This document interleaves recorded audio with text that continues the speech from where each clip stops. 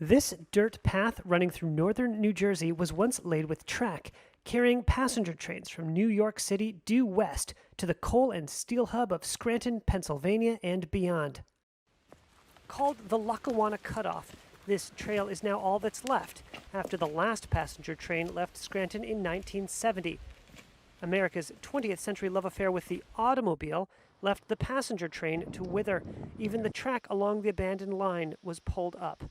Well, the cutoff is a missing link between New York and Scranton. Chuck Walsh is the president of the North Jersey Rail Commuter Association, a nonprofit advocacy group, and he wants to restore the 28.5 miles of track. So if you put that back, you're talking about being able to run, whether it be Amtrak or New Jersey Transit, you'd be able to run trains from New York to Scranton, or even beyond Scranton for that matter, which you can't do right now. Walsh isn't the only one who dreams of restoring this railway. The last passenger train left Scranton January 5th, 1970. And the only reason I'm so specific on that is because I rode that last train out of Scranton. Larry Malski is the president of the Pennsylvania Northeast Regional Railroad Authority. We knew what we lost. Scranton was built on coal, railroads, and steel.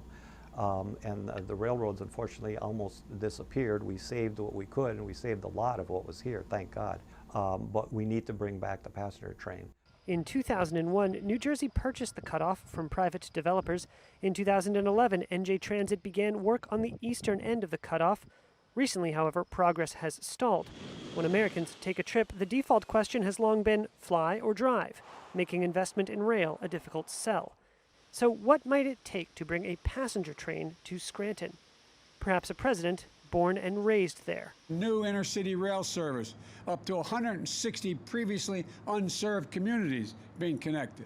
A longtime advocate of Amtrak, Joe Biden called for $80 billion in new spending on high-speed rail projects. Think of what it will mean for opportunity if we can connect Milwaukee to Green Bay to Madison, Scranton and Allentown to New York, Indianapolis to Louisville, and much, much more. Larry Malski had an immediate reaction. Overjoyed. I can't find other superlatives other than to say that was it. All aboard! The prospects of bringing Amtrak service to Scranton and other cities now depend on negotiations between the Biden administration and lawmakers in Congress as the two sides wrestle over how much money to spend on an infrastructure bill. But talk of restoring this length of track has brought new energy to its advocates. This is a unique project. It's made it difficult, there's no doubt about it, but the fact of the matter is, when this is finally done, this has been something that's probably never been done before. For Walsh, at least, he sees a light at the end of this tunnel.